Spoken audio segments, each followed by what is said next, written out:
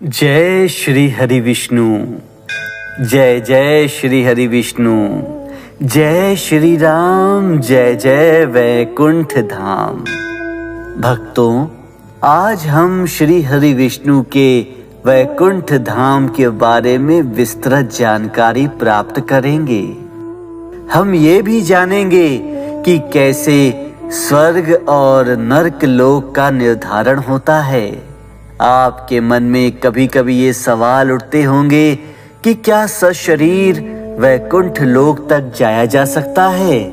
मोक्ष किसे कहा जाता है? और हमारी आत्मा मोक्ष कैसे प्राप्त करेगी? कभी कभी मन में ये सवाल भी उठते हैं कि वैकुंठ लोक आखिर है कैसा और वैकुंठ लोक का मतलब क्या है। आज की प्रस्तुति में हम आपके इन्हीं प्रश्नों के उत्तर देंगे। प्रधान पुरुष व्यक्त कलाना परमं हि यात पश्यन्ति सूर्यं शुद्धम तड़म विशोम परमं पदम।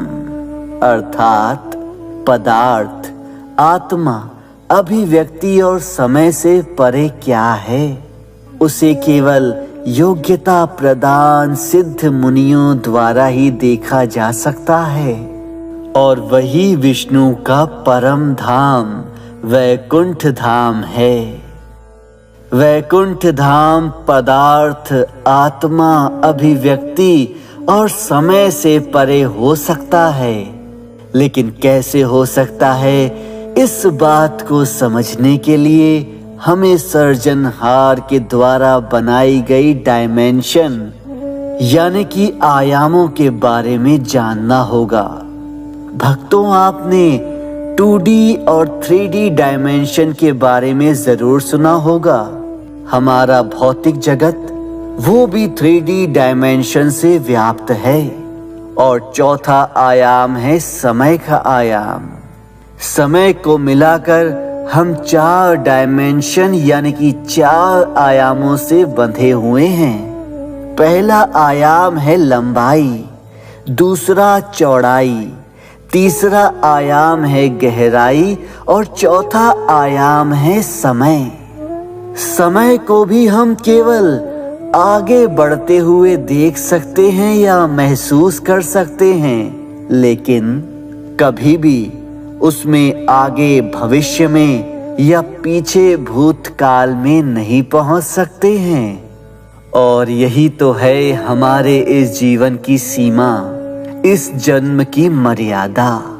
हमारे धर्म शास्त्रों में कुल 64 आयाम बताए गए हैं और उनमें भी 10 आयामों को मुख्य बताया गया है।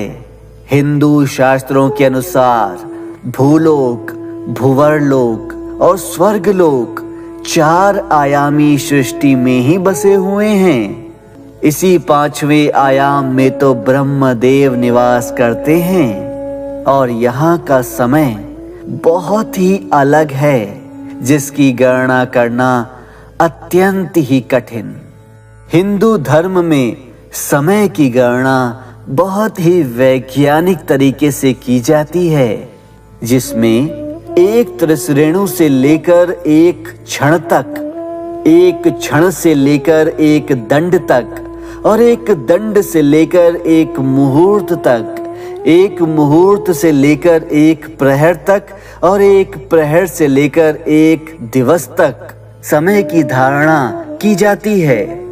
सबसे कम अवधि का एक त्रिश्रेणु है, उसके बाद एक क्षण यानी कि 3 बार पलके झपकाना, उसके बाद एक दंड यानी कि 30 मिनट का होता है दंड, इसे नाड़ी भी कहते हैं। फिर 1 घंटे का मुहूर्त होता है और एक प्रहर यानी कि दिन का चौथाई हिस्सा। उसके बाद एक पूरा दिवस यानी कि एक दिन और एक रात की गणना। उसके बाद एक पक्ष, 2 पक्षों यानी कि शुक्ल पक्ष और कृष्ण पक्ष से मिलकर बनता है एक माह।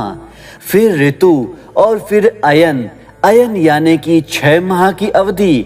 फिर एक वर्ष यानी कि 2 अयन, उत्तरायण और दक्षिणायन, फिर 1 वर्ष यानी कि देवताओं का 1 दिन, देवताओं के 12,000 वर्ष यानी कि महायुग, 71 महायुग यानी कि 1 मनवंतर, 14 मनवंतर के बराबर 1 कल्प, 1 कल्प के बराबर ब्रह्मा का 1 दिन, ब्रह्मा के 1 दिन जितना ही ब्रह्मा की रात्रि, और ब्रह्मा के 1 दिन और 1 रात्रि को मिलाकर बनता है 1 अहोरात्र।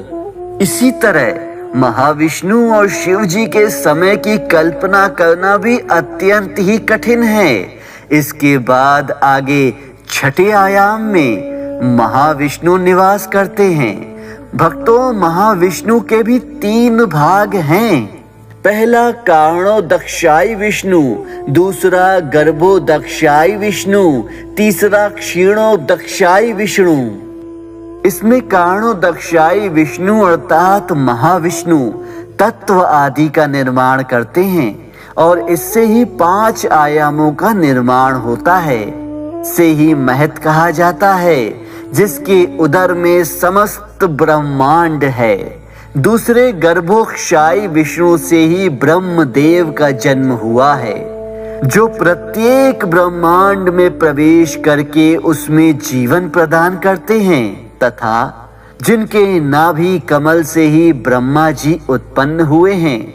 उसके बाद क्षीणोदक्षाई विष्णु, जो कि हमारी सृष्टि के हर तत्व और परमाणु में विद्यमान हैं, जो परमात्मा रूप में प्रत्येक जीव के हृदय में तथा सृष्टि के प्रत्येक अणु में उपस्थित होकर सृष्टि का पालन पोषण करते हैं। अब जानते हैं 7वें आयाम के बारे में, जिसे सत्य आयाम या ब्रह्मा ज्योति भी कहा जाता है। जैसे सूर्य की ज्योति होती है, इसी आयाम में समाया वो तत्व ज्ञान, जिसकी सहायता से मनुष्य देवताओं की श्रेणी को प्राप्त करता है। उसके बाद 8वां आयाम है, जिसे कैलाश कहा जाता है। इस आयाम में भगवान शिव का भौतिक रूप शंकर भगवान के रूप में विद्यमान है। उनका कार्य इन्हीं 7 आयामों के बीच में संतुलन बनाए रखना है। इसीलिए तो सिद्ध योगी भगवान शिव की आराधना करते हैं, क्योंकि हर कोई योगी, हर मुनि, हर साधु वहां जाना चाहता है। इसके बाद ही आता है 9वां आयाम, जिसे धार्मिक ग्रंथों और धर्म शास्त्रों में वैकुंठ कहा गया है।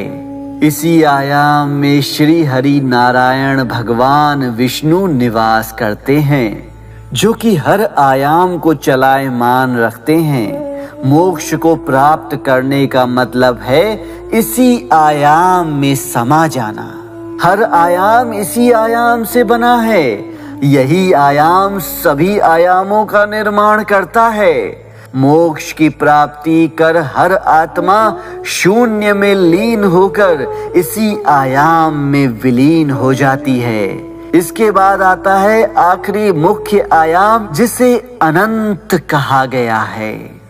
अनंत से ही महत और महत से ही अंधकार, अंधकार से आकाश, आकाश से वायु, वायु से अग्नि, अग्नि से जल, जल से पृथ्वी और पृथ्वी से औषधि, औषधि से अन्न और अन्न से वीर्य, वीर्य से पुरुष अर्थात शरीर उत्पन्न होता है। यहाँ पुरुष का अर्थ कोई मनुष्य, इंसान या आदमी नहीं है, बल्कि हर एक आत्मा जो शरीरधारी है उसे ही पुरुष कहा गया है। अनंत परम पिता परमेश्वर अर्थात परमात्मा ईश्वर स्वयं ब्रह्मा है। संपूर्ण जगत की उत्पत्ति इन्हीं ब्रह्मदेव से हुई है। इस आयान के मालिक भगवान शिव हैं। भगवान शिव सभी 10 मुख्य आयामों में, या कि यूं कह सकते हैं सभी 64 आयामों में सशरीर आ सकते हैं, जा सकते हैं। आप समझ लीजिए, वैकुंठ में जाने के लिए आपको कितनी उच्च कोटि की आध्यात्मिक उन्नति को पार करना होगा, उसे प्राप्त करना होगा और अपने जीवन को कितना उत्तम और उच्च कोटि का बनाना होगा। तब जाकर ही हमारी आत्मा श्री नारायण के धाम वैकुंठ धाम पहुंच सकती है। और जब हम अपना उत्तम जीवन व्यतीत करने के बाद इस जहान से जाने की योग्यता प्राप्त कर लेते हैं, तब हमारी मृत्यु के बाद भगवान श्री हरि विष्णु के दूत आकर हमारी आत्मा को ले जाते हैं। लेकिन भक्तों, इतना ध्यान रखिए कि वैकुंठ पहुंचते वक्त रास्ते में विरजा नाम की नदी भी आती है और ये विरजा नदी 9वें आयाम का बाहरी आवरण ही है। इस आवरण को भेद कर ही आप 9वें आयाम यानी कि वैकुंठ लोक में दाखिल हो सकते हैं। इसी विरजा नदी में डुबकी लगाने के बाद आपकी आत्मा भूख, दर्द, क्रोध और अन्य सभी भौतिकवादी इच्छाओं को त्याग कर मुक्त होकर आगे बढ़ जाएगी और भगवान श्री हरि विष्णु के लोक वैकुंठ लोक में पहुंच जाएगी। भक्तों, आज आपने जाना कि किस प्रकार आपकी आत्मा इस शरीर को त्याग कर कैसे श्री हरि विष्णु के परम लोक वैकुंठ लोक में पहुंच सकती है। ऐसी और जानकारियां पाने के लिए हमसे जुड़े रहिए, चैनल को सब्सक्राइब कीजिए। धन्यवाद।